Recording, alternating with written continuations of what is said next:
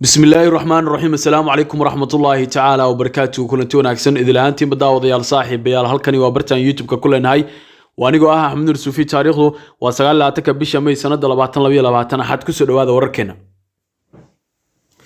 qodobada wararkeena aad ku daawan doontaan xilligan waxa kamid ah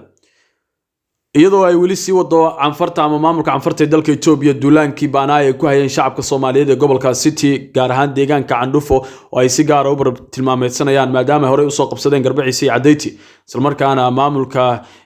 deegaanka Soomaalida uu gabay doorkiisii ayaa waxa rabshada ay ka dilaaceen ama ka kaceen dalka aan walaalahanahay ee Jamhuuriyadda Djibouti walow haatan ay xiisadu sidii shalay ay ka hooseyso haddana canfarta ayaa si gaar ah shalay Soomaali kacsan ay u bartilmaameysatay iyadoo ay ka xanaaqsan yihiin dadku duulaanka canfarta ay ku hayaan dadka Soomaaliyeed iyadoo xogta tibaaxaysa sidoo kale isla canfartu inay abaabulayaan dhibaatooyin kale iyo fadqalalo ay ka abuuraan gudaha Jamhuuriyadda Djibouti halkaas oo ay dad kooban ay ka yihiin marka la barbar dhigo Soomaalida waa tahay sidoo kale wararkeena waxaad ku daawan doontaan daawadayaal madaxtooyada Soomaaliya agaasimayaasha cusub iyo agaasimayaasha hore oo xilalka la kala wareegay sidoo kale maxaad kala socotaa markab dhuxul siday oo u rarnaa dalka Oman isla markaana laga raray magaalada Kismaayo ka shiraacday oo intaas oo kiish aan xisaab lahayn siday oo saamigooda oo ay wax ku lahaayeen ra'iisul wasaare Roble iyo Axmed Madoobe oo uu hor istaagay wasiirka arrimaha dibadda xukuumadda federaalka Soomaaliya Cabdi Saciid balse markii madaxweyne Farmaajo meesha ka baxay wasiirkii oo iyadoo ku tagrifal awoodeed oo lagaga faa'iideysanayo ayaa wasiirkii magac dil iyo dhibaato lagu hayaa ra'iisul wasaare Roble iyo Madoobe oo bartilmaameedsanaya iyo Puntland oo horey u dhibaataysay wasiirka kadib markii ay weerareen mar uu ku sugnaa magaalada Gaalkacyo xogo dhameystiran ayaynu idin ka haynaa saaxiibayaal ka horse wararkeena daawadayaal fadlan nagu xirnaada oo barteena la socda daawaday waxaan mar walba ka codsanaynaa ama ku xusuusinaynaa inaad barteena Facebook aan ku leenahay aad follow tiraahdo sidoo kale muuqaalada aad like saarto si dad badan u gaaraan sina share gareyso aad faafiso ka qayb qaadato faafintooda sidoo kale barta aan ku leenahay YouTube-ka waxaan idin ka codsanaynaa inaad muuqaalada aad nagala qayb qaadataan faafintooda oo aad subscribe tiraadaan channel-keena sidoo kalena aad muuqaalada aad si faafisaan waana mahadsantiin saaxiibayaal waa tahay daawadayaal aynu ku bilownay Soomaalida ku dhaqan gudaha Soomaali galbeed waxa lagu qiyaasaa ku dhawaad ilaa 10 milyan inay yihiin sidaas oo ay tahay dadka Soomaaliyeed halkaasi jooga walow dad quality-gooda iyo awoodooda ay tahay dad aad u fiican ay yihiin haddana isku duubnigooda iyo abaabulkooda isku xirnaanshahooda iyo ka warqabka dhulkooda iyo dadkooda ayaa lagu dhalilaa mararka qaarkood inay tahay mid ka hoos baxsan si gaar ah waxa loo bartilmaameystaa dadka Soomaaliyeed ee ku nool hareeraha deegaanka Soomaalida iyadoo dadka gudaha degan amaba dhinaca Soomaalida soo xiganta badan ay ku nool yihiin nabad maadaama ay meel ammaan ay joogaan beelaha dhiban ee Soomaaliyeed waxa kamid ah beelaha beelweynta Ciise oo markaasi degan magaalada Dirdhabo dabcan iyo sidoo kale gobolka City xooggiisa degan sidoo kale waxa kamid ah beelaha beesha Garikombe oo iyaduna dhanka Tuli Guuleed iyo aaga xigta oo ay Oromadu weerar ku yihiin marka qaarkood iyo beelweynta Garre oo ayaguna dhanka Mooyaale iyo aagaas xiga marka laga yimaado beelahaas waxa jira beelo kale oo Soomaaliyeed oo ku sugan gudaha deegaanka Oromada beelahaas oo ah beelo kale oo Soomaaliyeed oo markaasi iyaguna halkaasi marka qaarkood dagaalo iyo dhibaato kala kulma qowmiyadaha ay la degan yihiin Soomaalidu waa cid kaliya ee weerar lagu yahay dhulkeeda iyo deegaankeeda waxa jira daawadayaal deegaan ballaaran oo walowsan ka tirsanayn dhulkii xuduud ahaan xariiqda ee qaab markaasi raacsanaa deegaanka Soomaalida haddana dhul Soomaalida weligeed ay degi jirtay maadaama ilaa Hawaash ay Soomaalidu deganaayeen waana deegaanka ay degan yihiin beelweynta Ciise deegaanada ayaa dhawaan waxa laga soo qabsaday daawadayaal magaalada Cadayti iyo Garbaciisa weerar baan oo lagu qaaday dadka deegaanka ayaa iska caabin xoog leh muujiyay laakiin cid ay la dagaalamayaan population ahaan kama badna oo canfartu beesha Ciise kama badna oo beesha Ciise badan marka la eego gudaha Soomaali galbeed amaba daawadayaal dhulka haata Itoobiya ka tirsan laakiin dhibku wuxuu ka taagan yahay qolana liyu police maamula ayay leedahay qolana de waa shacabkii oo birmigeedada ahaa weeyaan iyo abaabul beeled oo ay sameynayaan halka kuwa kalena budget iyo dawlad iyo maamul guuraya ay yihiin ciidanka liyu booliska Soomaalida ayaa dhowr jeer gacmaha la qabtay dhibaatada ugu weyn waxay tahay in Cabdi Ilay oo xilligii uu joogay 2014 dhulkan uu saxiixay si kastoo ay ahaataba Garbaciisa iyo Cadayti hore ayay u qabsadeen canfartu ilaa ay haddana way haystaan militariga ayaana joojiyay isku day Mustafa Cagjar iyo liyu boolisku ay rabeen inay ku xoreeyaan dhulkaas militariga Itoobiya oo abi ugu horeeyo hase yeeshee haatan oo Candufo ay weerar ku yihiin ayaa magaalada Djibouti laga dareemay qalalaase daawadayaal ku saabsan arrintaas beesha Ciise ee gudaha Djibouti ku dhaqan ayaana ka carooday arrintaas shacab Soomaaliyeed oo dabcan beesha ayaana weerar baan ku qaaday meelay ku sugnaayeen canfarta iyo xaafado ay deganaayeen iyadoo farciidadood looga qabtay ama looga hor istaagay dadka kadib markii weeraro dhibaatooyin iyo dhaawacyo badan geystay ay shacabku sameeyeen shacab gadoodsan ciidamada booliska iyo laamaha ammaanka oo diyaaradaha helicopterska adeegsanaya ayaa lagu arkayay gudaha markaasi Djibouti shalay iyadoo markaasi dadka ay ka hor istaagayaan in ay u gacan qaadaan ama ay laayaan dadka kale ee canfarta waa tahay daawadayaal halkan nagala socotaan waa barteena YouTube-ka anagu waxaan ilaalinaynaa gabi ahaan bagayga ummadda Soomaaliyeed waxaan ka soo hadlaynaa gudahaan ummadda Soomaaliyeed dhulkooda inagoo mar walba markaasi la jirna rabnana inaysan dadka dhibaateen iyagana aan la dhibaateen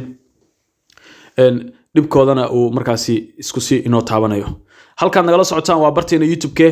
shalay magaalada Muqdisho ee caasimadda dalka hooyo waxaa ka dhacay xil wareejin ay sameynayaan agaasimayaal markaasi hore iyo kuwa cusub oo xilka la kala wareegay aynu ku horeynay agaasimihii guud ee madaxtooyada qaranka mudane Xuseen Sheekh Maxamuud iyo ku-xigeenkiisa mudane Maxamed Amiin Sheekh Cusmaan oo dhawaan madaxweynaha jamhuuriyadda uu magacaabay xilalkaas ayaa munaasabad ka dhacday fila Soomaaliya xilka kala wareegay agaasimihii hore mudane Maxamed Cabdullaahi Ciise iyo waliba ku-xigeenkiisii Cabdinuur Maxamed Axmed iyo Cabdullaahi Sheekh Cabdiraxmaan Cabdullaahi Sheekh Cabdikariin Dadoon agaasimihii hore ee madaxtooyada mudane Cabdullaahi Ciise ayaa markaasi agaasimaha hore cusub ku wareejiyay arrimo kala gedisan sida galal ay ku qoran yihiin hantida maguurtada ah iyo waliba howlwadeenada iyo hanaanka shaqo madaxtooyada qaranka waxa uuna madaxda cusub uga bariyay inuu u fududeeyo gudashada mas'uuliyadda qaran ee loo igmaday dhanka markaasi sidoo kale waxyaabaha lagu wareejiyay waxa kamid ah shaqaalaha faylalkooda oo ay kamid yihiin shaqaalaha isxilqaan guryaha iyo hantida danta guud si markaasi iska wax u qabso u dhisay iyo waliba kuwa rayida oo ku sugan meesha iyo kuwa la filayo inay dhawaan barnaayaan oo dawladda hore la soo shaqeynay si kastoo ay ahaataba xukuumadda Damujadiid ayaa talada waddanka qabsatay dadka Soomaaliyeed waxay isha ku hayaan sida ay wax yeeli doonto iyadoo laga filayo in ay samayso si lamida sidii dawladdii markaasi ka horeysay u shaqeynaysay oo ahaa ammaano hufnaan iyo waliba sidoo kale in dalka Soomaaliyeed mar walba laga shaqeeyo horumarkiisa iyadoo madaxweyne Maxamed Cabdullaahi Farmaajo uu baneeyay xafiiska isla markaana isaga iyo hooyo Zeynab ama maama Zeynab marwadii koowaad ee hore qaranka ay baneeyeen oo ay magaalada Muqdisho ka degeen guri ayaa waxaa socda bartilmaameedsi iyo beegsi iyo talaabooyin lagu tilmaamay wuxuushnimo oo aan wax faa'iido laga dheefayn xumaan iyo kala fogaasho maahane oo ay sameynayaan madaxweynaha jamhuuriyadda ra'iisul wasaaraha oo kaashanaya ama garab ka helaya Axmed Madoobe waxyaabaha la yaab kale ayaa waxay tahay in ra'iisul wasaaraha jamhuuriyadda federaalka Soomaaliya uu dhawaan soo saaray warqado badan oo xiigootada ka batay kuwaas oo lagu dhibaateynayo shakhsiyadda sharafka iyo waliba qofnimada wasiir Cabdisiciid aynu ku horeyna daawadayaal wasiir Cabdisiciid waa wasiirka arrimaha dibadda xukuumadda federaalka ee Soomaaliya ayaa waxa uu soo hortaagay markab dhuxul siday oo markaasi ku xirnaa dekad laga leeyahay dalka Cumaan kaas oo ay dawladdu diidaneen in uu markaasi galo markabkaas in uu galo dalka waxa in la diido sabab u ahaa wasiirka arrimaha dibadda kadib markii markabkaasi kumanaan kiish oo dhuxul uu ka raray dekada Kismaayo dhuxusha ayaana waxa isla lahaa daawadayaal sida xogtu itibaaxayso Axmed Madoobe Kenya kooxda al-shabaab oo saami iyaguna kula maadaama deegaanada gacanta ku haya marka qaarkood laga soo guro rooble ayaa isagana lagu qanciyay in uu lacagtiisa malaayiin dollar loo leexinayo oo loo tuurayo haddaba daawadayaal Jubbaland oo xaalufin aad u xooggan lagu sameeyay oo iska kaashadeen saddexda dhinac ee sheegnay Kenya iyo Madoobe iyo waliba markaasi al-shabaab ayaa haatan waxa ku soo biiray ra'iisul wasaare Roble maraakiibtii dhuxusha ahayd markabkii dhuxusha ahaa ee la raray ayaa Cumaan markii uu tagay ka markaasi dabaalo waayay inuu rarka dejiyo ama waxa uu sidii uu dejiyo halka ayada khasaare aad u culus ayaa ka timid horeyna dhawaan mar loogu eeday Axmed Madoobe maamulkiisa way inkareen laakiin ra'iisul wasaare Roble oo markii hore aan waxba qaban karin warqad uu iftaan soo saari karin maadaama madaxweyne Farmaajo ka jawaabay talaabo kasta iyo warqad uu iftaan uu soo saaro ayaa haatan waxa uu bilaabay bahdil iyo magac dilis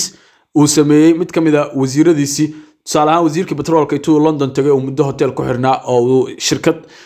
shidaalka iyo waxaas uu saxiixay qandaraas inay shidaalka qodaa si lacag xoogaa lacag dhowr milyan looga balaqsado waa tii shirkadaasi shidaalka loo soo saxiixay laakiin madaxweyne Farmaajo uu iska fogeeyay waxaana la yaab noqotay markii wasiir Cabdirashiid uu VOA la hadlay uu yiri madaxweyne Farmaajo hawsha ila ogaa iyadoo uu ahaa saaxiibada ama gacanta midig ragga shuraakada ganacsi xataa la leh isaga iyo Cabdullaahi Carab iyo marka la eego iyo Cabdiqaadir Maxamed Nuur midka wasaaradda gaashaandhigga haystay Rooble iyo teamkii isku xirnaayo waxay ahaayeen xataa ganacsiyada iyo shuraakada waxba ka dhaxeeya si lamida sidii ayaa daawadayaal sidoo madaxweyne farmaajo magaciisa in loo dilay rabay ayaa wasiir Cabdi Saciid oo dhawaan gaalkacay lagu weeraray isaga iyo nabadoon Yaasiin Cabdi Samad isla markaana lagu dili gaaray halkaas haatan waxa loogu daray in magaciisa dhulka lagu jiido laakiin taas waxba kama socon doonaan iyadoo daawadayaal ay ka xun yihiin dhibaatada ka dhacday markabkii Cumaan ee la hor istaagay ayaa ra'iisul wasaare Rooble 24 bishan wuxuu soo saaray warqad uu leeyahay wasiirka warfaafinta warqadda wasaaradda ee kor ku xusan ayaa la baabiyay oo ahay kulaha markab ayaa u rarnaa Cumaan markabkaas ayuu wasiirku fasax rabay waxayna kaloo sheegeen in markaasi ay tahay in wasiirka hanti dhowrka ayuu fariin u diray sidoo kale ra'iisul wasaaruhu waxa uu shaqada ka joojiyay ayaa leeyahay wasiirka arrimaha dibadda xukuumadda federaalka ee Soomaaliya Mudane Cabdi Saciid aan iraahdo waxaana idil ayaana waxay tahay daawadayaal la baabi'inayo sumcadda wasiirka madaxweynaha jamhuuriyadda maadaama xukuumaddan xil gaarsiin ay ahayd oo muddaxileedkeedu dhamaaday madaxweynaha talada waddanka hadda haya Mudane Xasan Sheekh Maxamuud ayaa waxaan raali ka isaga laftiisa isha ayuu ka daawanayaa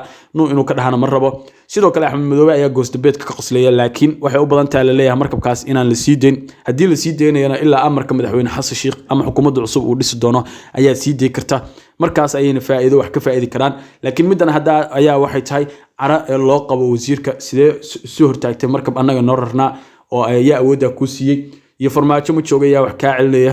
beegsigan lagu sameynayo xukuumaddii iyo waliba madaxdii la soo shaqeysay madaxweyne farmaajo ayaa wuxuu dhali karaa cara shacab iyo mid madaxweynihii hore iyo madaxweynaha cusub dhex mara oo wada shaqeynta halkaasi ka saara sidaad u aragtid commentiga nagula wadaag